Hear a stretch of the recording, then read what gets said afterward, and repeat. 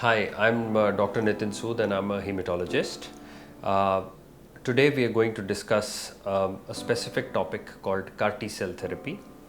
One of the questions that hematologists get often asked in today's time is this specific immunotherapy called CAR T cell therapy. CAR T cell stands for chimeric antigen receptor T cell therapy, and what it means is that the patient's T cells are a part of white cells that normally fight infections, are taken from the patient, and they are specifically treated outside the body to induce or to train them against a specific antigen against the cancer cells. And when these cells are reinfused into the patient's body, they are better able to recognize the cancer and kill or dispose of the cancer cells. The types of cancer that CAR T cell therapy can be useful in is the relapsed acute lymphocytic leukemia, relapsed lymphomas, which are various types, and multiple myeloma. These types of cancers will respond well to CAR T cell therapy and can be eradicated or reduced in number by the current form of CAR T cell therapy. There are various CAR T cell products which are approved in various countries and can be used for these type of cancers.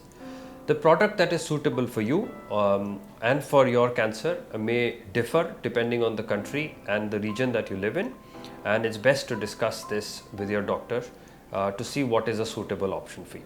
The treatment process for CAR T cell therapy is complicated, and it's important to understand the whole treatment process.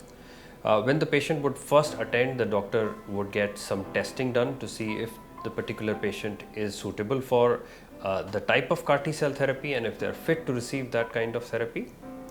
Once suitability is determined, they undergo a process called apheresis, which means a machine would take out the lymphocytes that are needed to be processed from their bloodstream, which is usually done like a blood transfusion process. And once those lymphocytes are collected, the patient can be discharged. Those lymphocytes then go to a central lab for processing, and there the lymphocytes are activated, expanded, and a special process induces some of the genes into those lymphocytes. Once that process is completed, which takes anywhere between 2 and 3 weeks, the lymphocytes are then shipped back to the hospital where the patient is then prepared for CAR T cell therapy. Patients have to be admitted for administration of CAR T cell therapy, and administration is usually done via line which is placed in one of the major veins. Some conditioning therapy has to be done to prepare the patient for administration of CAR T cell therapy, and the conditioning usually is for 5 to 6 days, after which the cells are infused.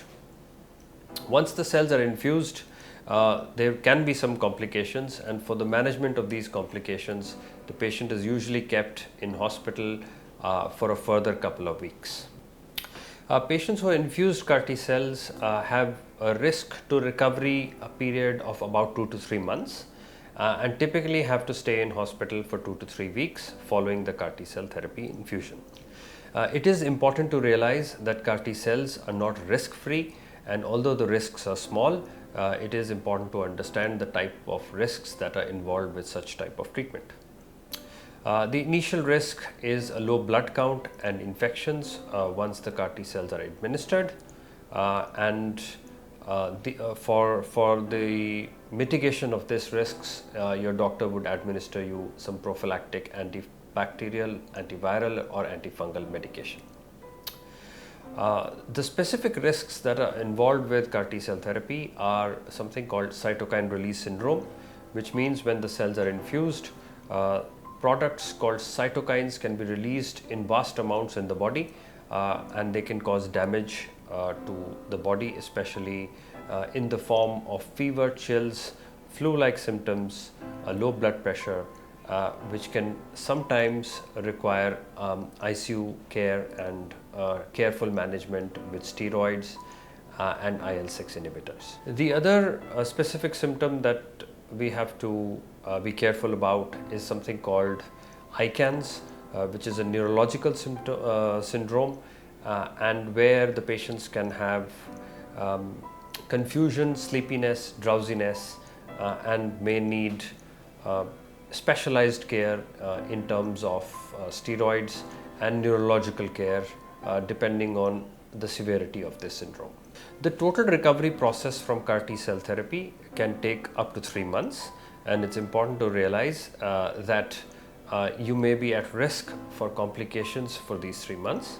During this time, the patient must live close to their hospital, so if there are any complications, they can attend the